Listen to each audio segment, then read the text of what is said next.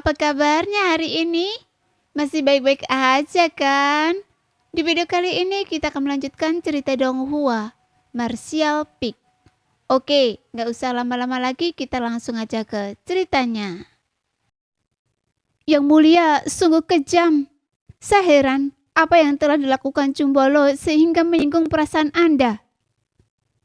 Manajer utama Cubolo memiliki tatapan sinis di matanya. Dia waspada terhadap kekejaman Yangke dan menggertakkan giginya sambil berteriak.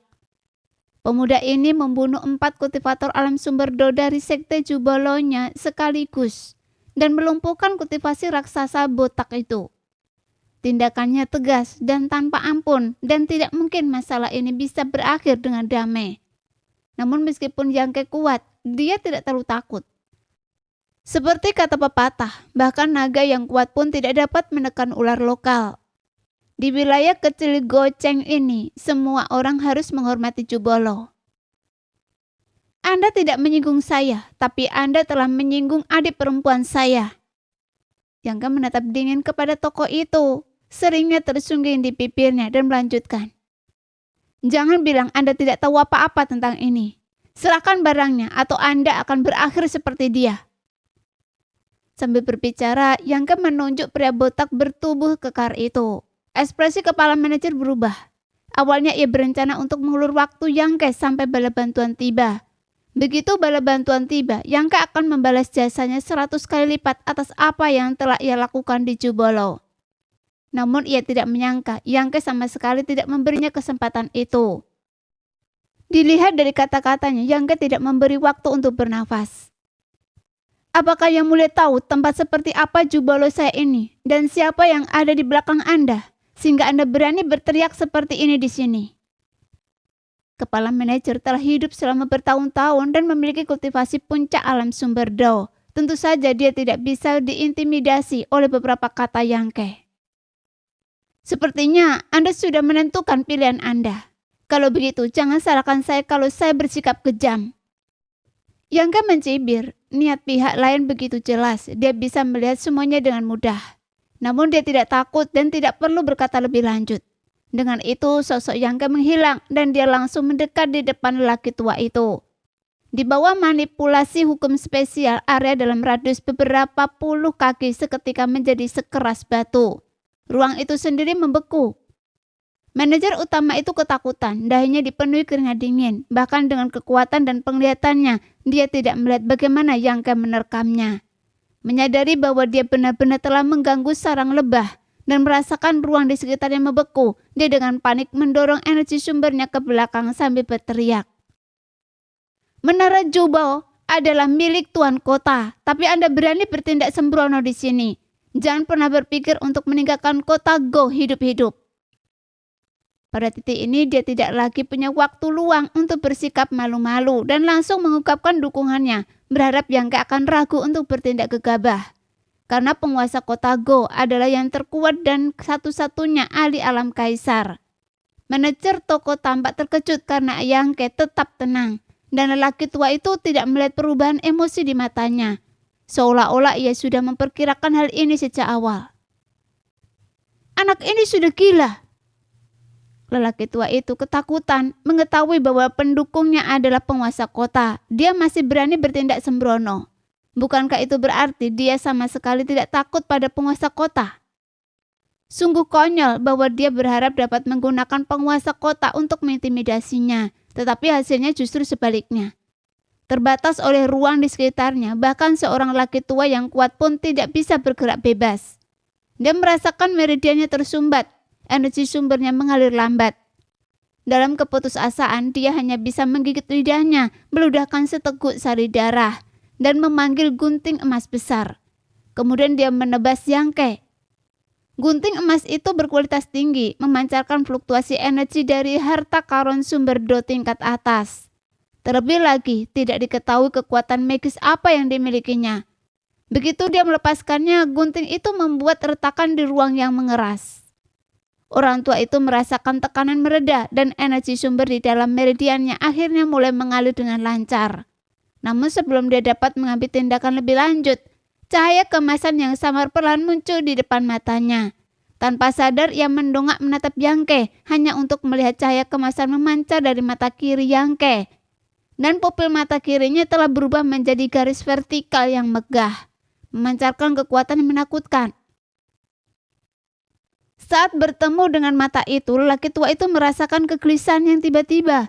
Pikirannya menjadi kacau. Sesaat kemudian, kuncup teratai yang hampir mekar tiba-tiba muncul dari batang emas dan menghilang dalam sekejap. Orang tua itu membeku di tempatnya, seolah disambar petir. Tidak ada hal lain dalam pandangannya, seolah hanya kuncup teratai itu yang ada di antara langit dan bumi. Di bawah tatapannya, kuncup teratai putih murni itu dengan cepat mekar. Saat bunga teratai mekar, kekuatan spiritualnya dengan cepat menghilang, dan rasa sakit seperti dimangsa oleh ribuan semut menyerbu pikirannya. Oh, tidak! Ini adalah teknik pengikat jiwa. Lelaki tua itu tiba-tiba terbangun, ingin menghilangkannya tetapi sama sekali tidak berdaya. Kekuatan spiritual pemuda itu tampaknya jauh lebih unggul darinya. Teknik teratai yang tak dapat dijelaskan ini melahap kekuatan jiwanya dalam waktu yang sangat singkat, membuatnya benar-benar kelelahan dan ketakutan. Rasa sakit yang tajam menusuk tubuh lelaki tua itu membuatnya tersentak bangun. Dia melihat sekeliling dan menyadari bahwa lengannya telah putus.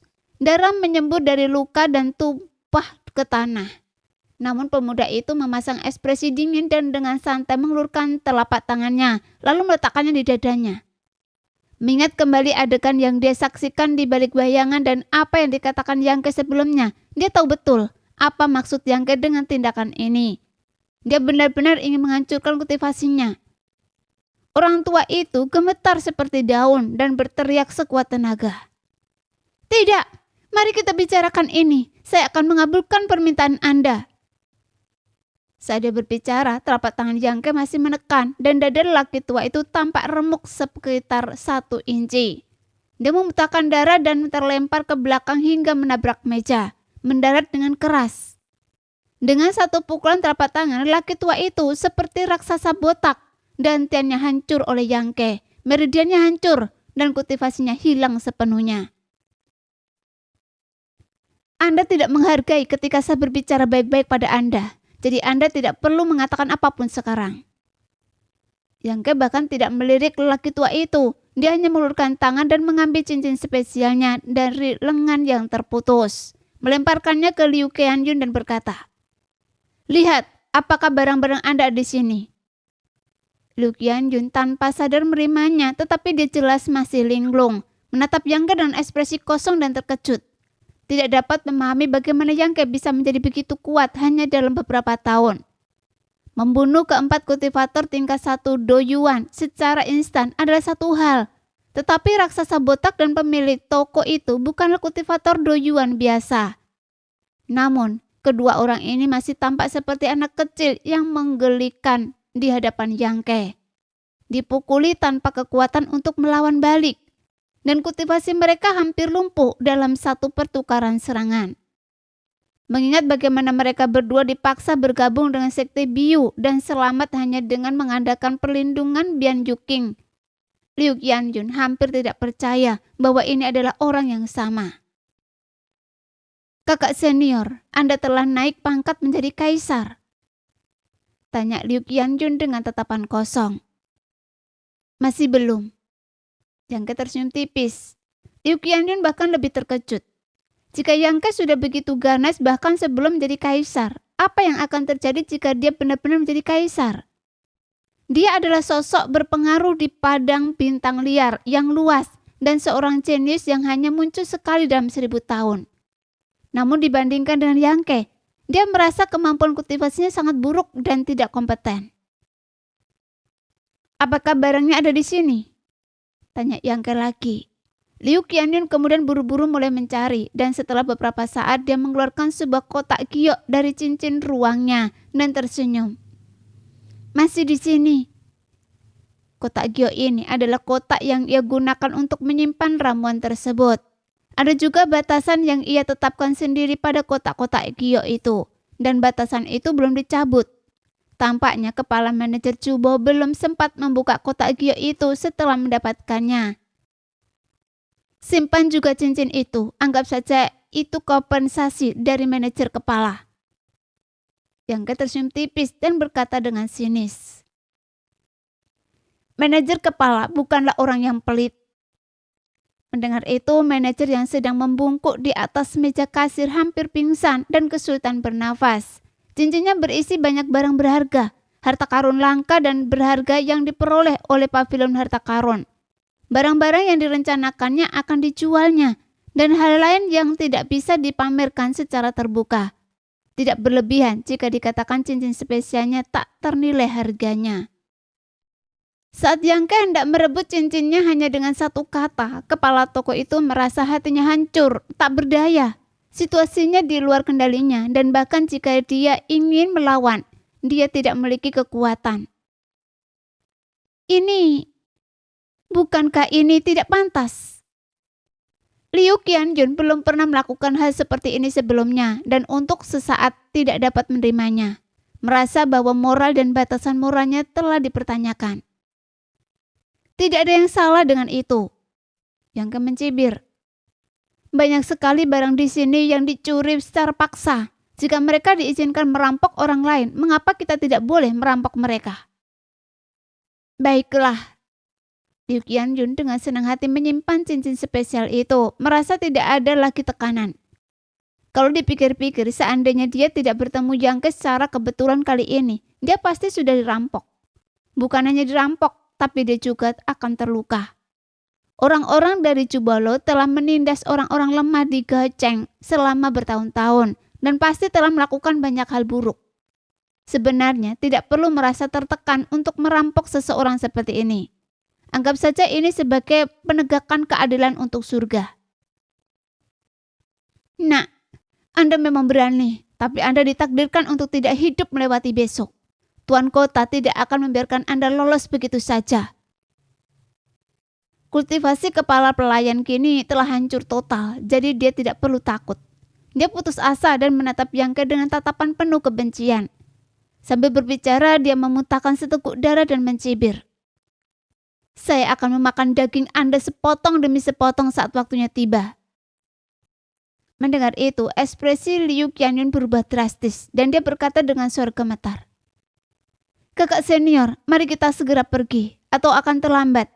Penguasa kota Gacheng adalah seorang ahli alam kaisar dan kita tidak boleh menyinggung perasaannya. Yangke melirik lelaki tua itu dengan jijik dan berkata, tidak apa-apa. Jika Pang Guang tidak mengganggu saya, tetapi jika dia berani datang, saya tidak keberatan mengusirnya. Pria tua itu terkejut. Pang Guang adalah penguasa kota Go dan satu-satunya yang berada di alam kaisar. Awalnya dia mengira Yangke pasti takut pada Pang Guang. Tetapi dilihat dari nada bicaranya, dia sama sekali tidak menganggap serius penguasa kota itu. Siapa sebenarnya anak ini? Beraninya dia berbicara begitu sombong. Jauh di lubuk hatinya, lelaki tua itu merasa bahwa tak seorang pun bisa membalas dendam atas dendam besar ini. Dengan kata lain, dia telah dipermalukan dan kultivasinya dihancurkan tanpa alasan. Dia hanya akan mampu bertahan hidup di masa depan, menjalani kehidupan yang lebih buruk daripada kematian. Dalam amarahnya, lelaki tua itu batuk mengeluarkan seteguk darah lagi dan nafasnya semakin lemah. Ayo pergi. Yangke berbalik, tersenyum tipis pada Liu Qianjun dan berjalan keluar lebih dulu. Setelah membuka pintu, dia mendapati bahwa kedua sisi jalan, bahkan atap-atap di seberangnya dipenuhi oleh para pendekar bela diri. Semuanya memandang ke arah Menara Jubao. Ketika Yangke membawa Liu Qianjun ke Menara Jubao sebelumnya, banyak orang melihatnya. Para pendekar bela diri ini tidak ada kegiatan, jadi mereka tentu ingin menyaksikan keseruan tersebut. Kemudian pria botak itu menutup pintu Menara Jubao sehingga tidak ada yang bisa melihat apa yang terjadi di dalam. Meskipun tidak terlihat, fluktuasi energi yang intens dan suara dentingan yang berasal dari dalam sangat mudah dikenali. Dalam waktu singkat, jumlah praktisi bela diri yang berkumpul untuk menyaksikan pertunjukan tersebut telah mencapai beberapa ribu orang. Saat itu juga Yangke membuka pintu dan berjalan keluar, seketika menarik perhatian ribuan mata. Tak seorang pun bisa mempercayai apa yang mereka lihat. Mereka semua mengira Yang Ke sangat arogan, berani memprovokasi Jubalo di kota Go. Bukankah dia sedang mencari kematian? Belum lagi Jubalo didukung oleh penguasa kota. Para pendekar di Jubalo sendiri sangat kuat. Kepala manajernya bahkan memiliki kultivasi puncak alam sumber Do. Jika bukan karena usia tuanya dan penuaan meridian serta tubuhnya, dia pasti memenuhi syarat untuk menantang alam kaisar. Yang Ke masih sangat muda, jadi meskipun dia memiliki kekuatan, dia pasti tidak akan terlalu kuat. Mereka mengira Yang Ke ditakdirkan untuk mengalami kerugian besar kali ini. Namun kebenaran itu mengejutkan semua orang. Yang Ke keluar dari menara Jubo tanpa terluka, pakaiannya tanpa kerutan sedikit pun. Sebaliknya, beberapa mayat tergeletak berserakan di dalam menara. Darah bertebaran di mana-mana. Pria botak dan pengelola menara tampak pucat dan lemas. Jelas sekali kultivasi mereka telah lumpuh.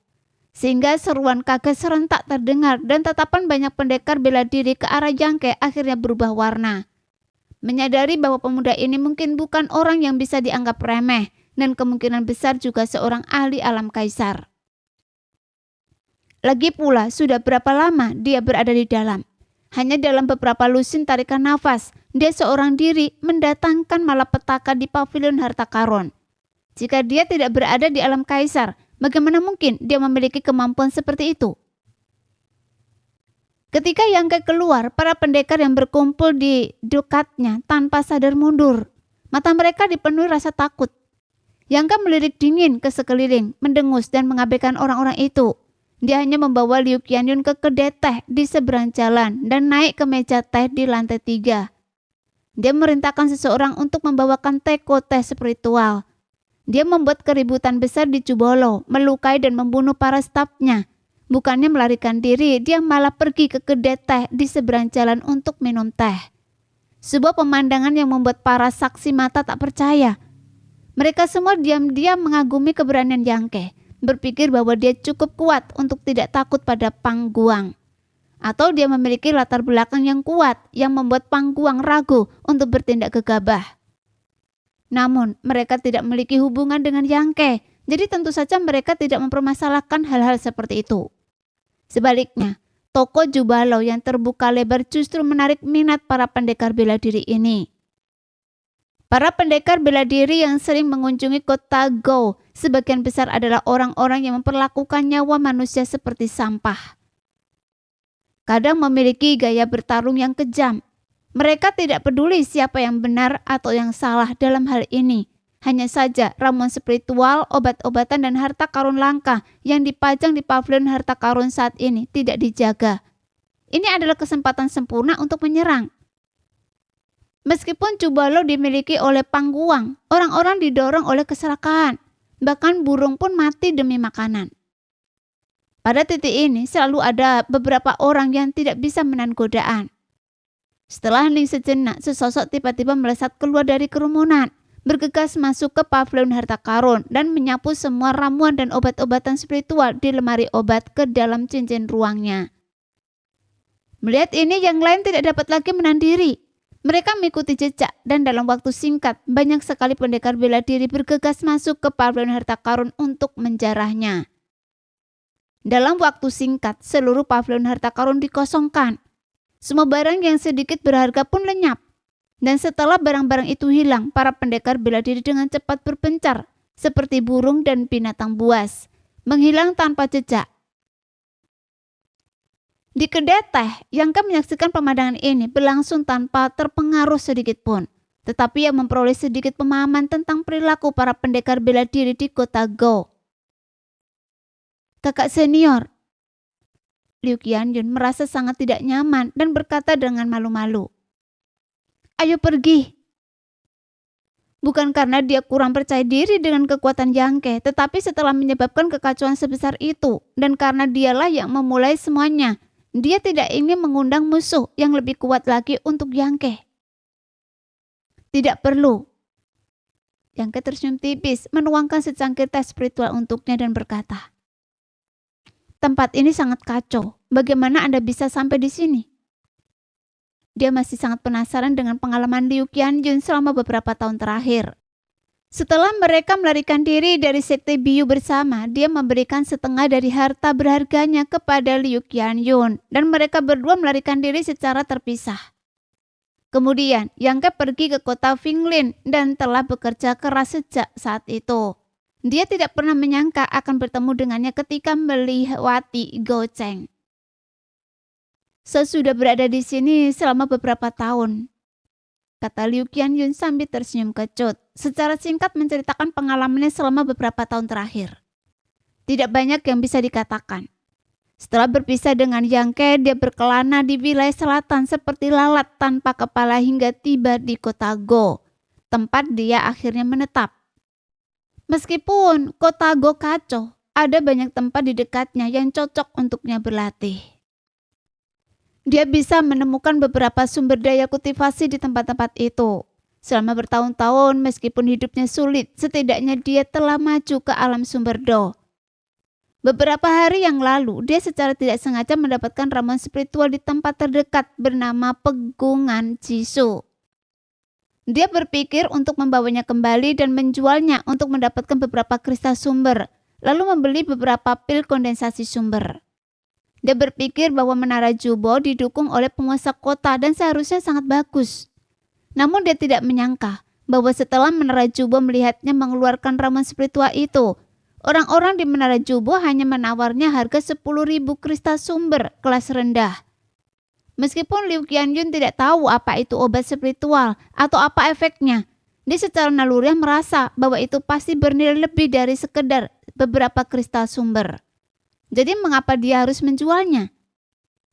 Setelah beberapa perdebatan, pihak lain malah menyerangnya secara langsung dan Yang Ke tahu apa yang terjadi setelahnya.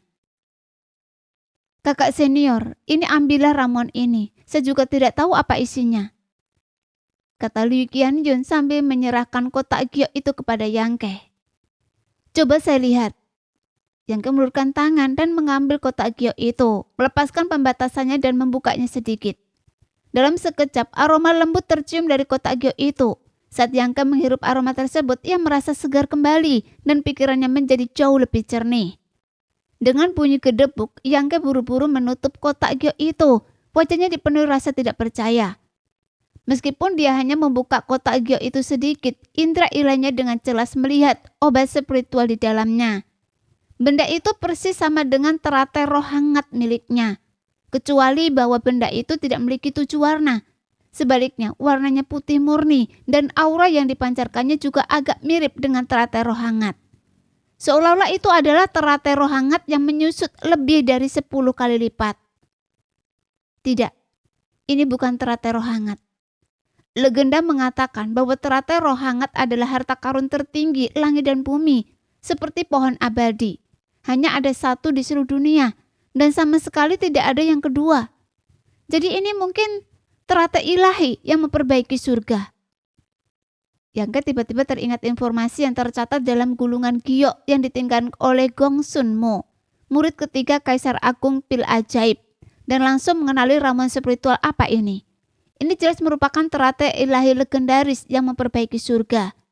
Meskipun teratai ilahi memperbaiki surga tidak seberharga atau seunik teratai yang menghangatkan para dewa, ia tetap merupakan benda legendaris, sama seperti buah kehidupan. Keduanya merupakan harta karun yang telah punah. Teratai ilahi yang digunakan sebagai bahan utama untuk memurnikan pil penyembuh surga, meskipun tidak memiliki efek menghidupkan kembali orang mati, dapat memperbaiki meridian dan dantian yang rusak pada para praktisi bela diri, dan jelas merupakan produk dengan kekuatan luar biasa.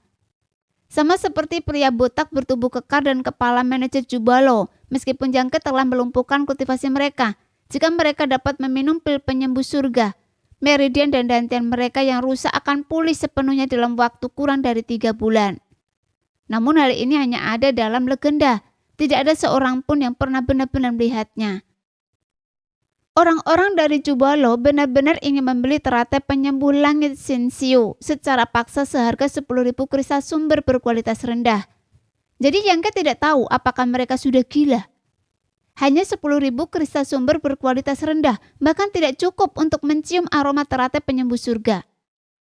Orang-orang di Jubolo mungkin tidak mengenali teratai ilahi penyembuh surga, tetapi mereka pasti tahu bahwa benda itu sangat berharga, dan mereka mungkin tidak mampu membelinya jika mereka menawarkan harga tertentu. Itulah mengapa mereka memaksa orang-orang itu untuk membelinya. Khasiat Pilsinsiu Butian tidak hanya terbatas pada perbaikan meridian dan dantian, tetapi juga memiliki khasiat luar biasa lainnya. Singkatnya, nilai pil penyembuh surga Sinsiu tak terukur.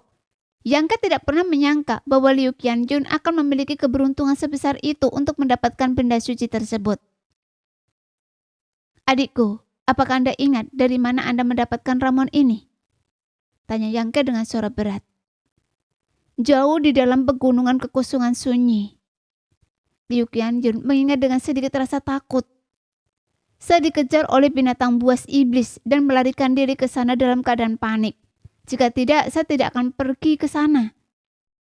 Saya dengar bahkan kultivator alam kaisar pun tidak dapat kembali dengan selamat dari bagian terdalam pegunungan kekosongan sunyi. Jadi kepulangan saya kali ini sepenuhnya karena keberuntungan. Jika saya meminta Anda untuk pergi lagi, apakah Anda mampu menemukan jalan yang benar? Pergi lagi? Wajah cantik Liu Qianjun sedikit memucat saat dia bertanya dengan bingung. Kembali ke sana lagi. Dia beruntung bisa kembali dengan selamat terakhir kali. Jika dia masuk lagi, Liu Qianjun tidak yakin dia bisa keluar hidup-hidup. Jadi dia tidak tahu mengapa Yangke mempertaruhkan nyawanya. Karena Yangke hendak menjelaskan, tetapi sebelum dia selesai berbicara, dia tiba-tiba mengurutkan kening dan melihat ke bawah. Di depan matanya, di depan pavilion harta karun, seorang pria parubaya berjubah megah berdiri dengan ekspresi muram. Pria parubaya ini memiliki pembawaan yang luar biasa dan jelas merupakan ahli alam kaisar yang hebat. Seolah-olah dia menyadari tatapan Yangke, dia juga langsung mendongak menatapnya. Matanya setajam mata elang. Itu Pangguang. Liu Qianjun juga melihat pria parubaya itu dan berseru kaget. Setelah menghabiskan beberapa tahun di Goucheng, dia tentu tahu seperti apa rupa Pangguang. Melihatnya datang langsung ke sini, dia langsung tahu bahwa dia dalam masalah besar. Tapi dia tidak tahu mengapa Yangke begitu yakin untuk tetap tinggal. Bagaimanapun seorang ahli alam kaisar jelas bukan orang yang bisa dianggap remeh. Tiba-tiba Pangguang bergerak dan menghilang dari tempat itu. Ketika dia muncul kembali, dia sudah berada di lantai 3 kedai teh, berdiri di depan Yangke dan Liu Qianjun. Apakah kalian berdua yang membuat keributan di Menara Jubo tadi? Pangguang langsung bertanya pada Yangke dan Liu Qianjun dengan dingin. Jelas-jelas mengetahui kemunculan para pembuat onar itu melalui saluran yang tidak diketahui. Wajah cantik Liu Qianjun memucat dan dia tidak berani menjawab. Ia hanya memiliki kultivasi tingkat pertama alam sumber Do dan ia baru saja naik ke tingkat itu. Alamnya belum stabil, jadi menghadapi ahli alam kaisar tentu saja membuatnya berada di bawah tekanan yang sangat besar. Namun Yangke tetap tenang dan tidak terpengaruh, hanya melirik Pangguang dengan acuh tak acuh. Dibandingkan dengan QZ, aura Pangguang jelas lebih kaya dan lebih kuat. Dia memang lebih kuat dari QZ, tetapi kekuatan ini sangat terbatas. Dengan kekuatan dan metode Yangke saat ini, dia sama sekali tidak perlu takut padanya. Saat tak satu pun dari mereka menjawab dan Pangguang meraung marah. Saya bertanya pada Anda, berani-beraninya Anda tidak menjawab. Kekuatan kekaisaran tiba-tiba menyebar, memenuhi seluruh kedai teh. Para pendekar yang masih minum teh di kedai teh, semuanya mengubah ekspresi mereka secara drastis. Wajah mereka dipenuhi dengan kesedihan. Niat membunuh yang nyata meresap ke dalam daging dan tulang mereka, membuat mereka merasa kedinginan di sekujur tubuh. Mereka mengutuk Yangke dalam hati karena begitu sombong di depan penguasa kota, yang mengakibatkan mereka juga ikut terlibat. Dengan lambaian lembut tangannya, aura Yangke lenyap seketika, seolah-olah pedang tajam telah menebas langit yang suram, menampakkan langit cerah setelah awan terbelah. Pangguang terkejut dan kemudian mulai memeriksa kembali Yangke. Dia jelas merasakan bahwa Yangke hanya memiliki kultivasi tingkat ketiga alam sumber Do. Namun lambaian tangannya itu mampu menghilangkan kekuatan kekaisarannya. Meskipun hanya satu tindakan, Pangguang tidak lagi berani meremehkan Yangke. Dia menyadari bahwa pihak lain telah menyebabkan gangguan besar di Menara Jubo dan masih berani duduk di sini dengan begitu lancang. Mungkin karena dia memiliki sesuatu yang bisa diandalkan. Mungkinkah orang ini berasal dari sekte tingkat atas? Jika tidak, bagaimana mungkin dia memiliki latar belakang seperti itu? Dia pernah mendengar bahwa murid-murid elit dari sekte-sekte terkemuka itu memiliki kekuatan untuk bertarung melebihi level mereka. Jika pemuda ini benar-benar berasal dari sekte besar, maka situasi saat ini memang sulit untuk ditangani. Tiba-tiba, Pangguang merasakan kegelisahan. Sebagai penguasa kota, bisnisnya telah dijarah dan bawahannya yang terpengaruh tewas atau terluka. Jika dia tidak mendapatkan penjelasan yang memuaskan, di mana letak harga dirinya? Namun, jika pihak lain memiliki latar belakang yang kuat, dia mungkin tidak mampu menyinggung perasaan mereka.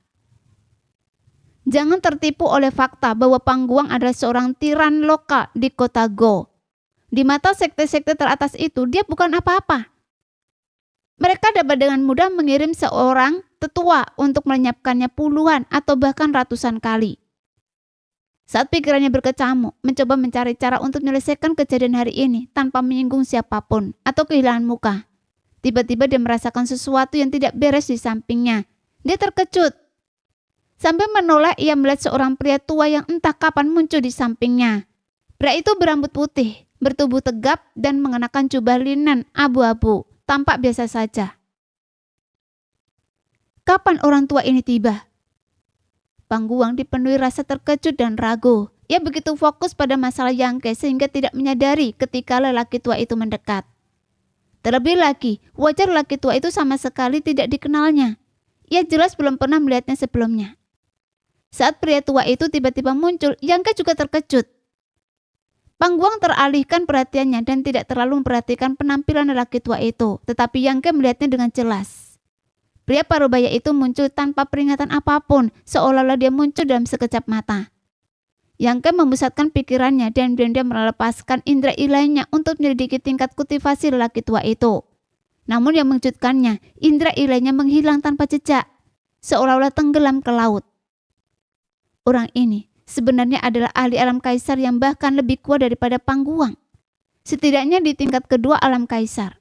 Dan kemungkinan besar di tingkat ketiga alam kaisar. Ada sosok sekuat itu di kota Go. Memikirkan hal ini, Yangke melirik Pangguang dengan tenang, menyadari bahwa jika keduanya berada di pihak yang sama, keadaan akan menjadi rumit. Awalnya ia mengira hanya ada satu Pangguang di kota Go, itulah sebabnya ia tidak takut. Tetapi sekarang, setelah seorang lelaki tua yang lebih kuat muncul, Yangke sudah mempertimbangkan bagaimana cara melarikan diri dengan aman. Namun setelah mengamati lebih dekat, Yangke merasa jauh lebih tenang karena Pangguang juga tampak mencurigakan dan jelas tidak mengenali pria parubaya ini. Sebagai penguasa kota, Pangguang tidak menyadari bahwa wilayahnya penuh dengan bakat terpendam. Harus diakui bahwa ia cukup gagal sebagai penguasa. Mata pria parubaya itu berbinar-binar penuh minat, seolah-olah dia telah menemukan sesuatu yang sangat menarik. Dia tersenyum tipis pada Yangke dan berkata, "Saya, Yo Changjun, pemilik kedai teh ini. Bagaimana saya harus memanggil Anda, adik muda?" Dia memiliki ekspresi ramah, seperti seorang senior yang mudah didekati, tetapi Yangke secara naluriah merasakan aura berbahaya. Sebelum Yangke sempat berbicara, Pangguang tiba-tiba mendengus dingin dan berkata, "Tuan kota ini ada urusan yang ingin dibicarakan dengan pemuda ini. Semua orang yang tidak terkait dipersilakan untuk pergi." Dia memiliki sikap arogan dan mendominasi, seolah-olah dia sama sekali tidak menganggap Yo Changjun serius. Mendengar itu, ekspresi Yangke langsung berubah aneh. Namun, ia segera mengerti. Ia menduga Pangguang tidak menyadari kekuatan sebenarnya dari Yo Changjun. Jika tidak, ia tidak akan pernah berani berbicara seperti itu.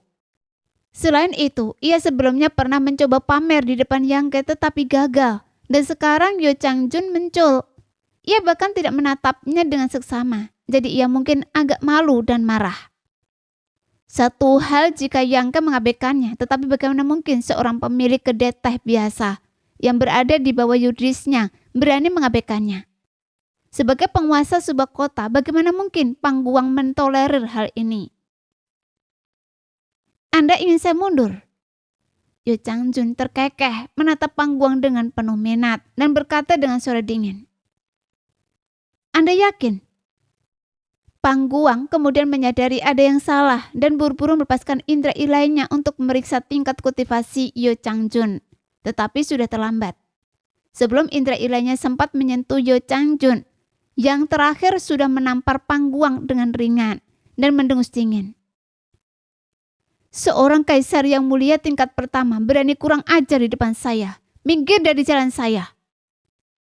Di dalam telapak tangan itu, energi sumber melonjak seperti pusaran bintang, mengandung kekuatan yang sangat besar. Dengan satu hentakan telapak tangan, langit dan bumi bergetar.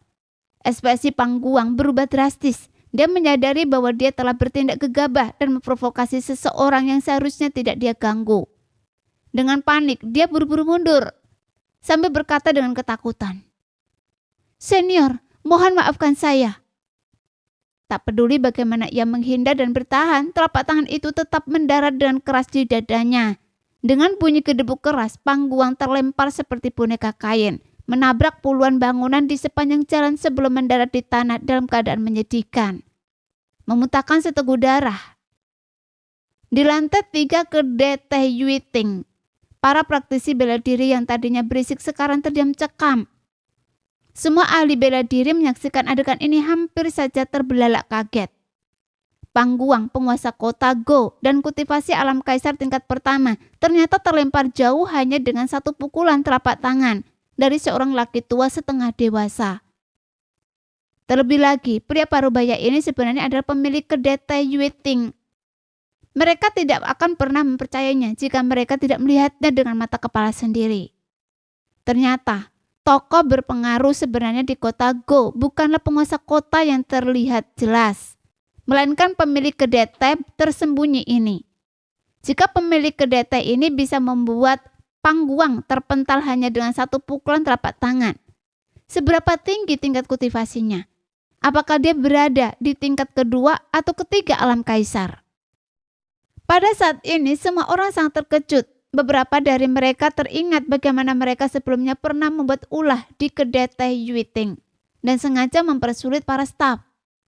Tiba-tiba mereka merasa tidak nyaman. Hawa dingin menjalar dari kepala hingga kaki, seolah-olah mereka jatuh ke dalam ruang bawah tanah es. Barulah saat itu mereka menyadari bahwa kedai Teh Yuiting bukanlah tempat di mana mereka bisa bertindak semaunya. Jika pemilik kedai teh itu benar-benar ingin mengambil nyawa mereka, bahkan Pangguang mungkin tidak akan berani bersuara. Alasan mengapa pemilik kedai teh itu mengabaikan mereka jelas karena dia tidak mau. Kami tidak akan pernah membuat masalah lagi di sini. Setiap ahli bela diri bersumpah dalam hati mereka secara diam-diam. Sekarang kita bisa bicara. Setelah menepis Pangguang, Yo Changjun tersenyum tipis dan duduk berhadapan dengan Yang Ke tanpa acuh tak acuh, seolah-olah apa yang baru saja terjadi hanyalah seperti menepis lalat. Liu Qiandian benar-benar tercengang. Wajahnya pucat pasi dan rahangnya bergetar hebat. Dia mengira hanya menyinggung Pangguang, tetapi sekarang muncul orang yang jauh lebih kuat. Apakah orang tua itu ingin berbicara dengan saya? Yang Ke merutkan kening dan bertanya dengan suara berat.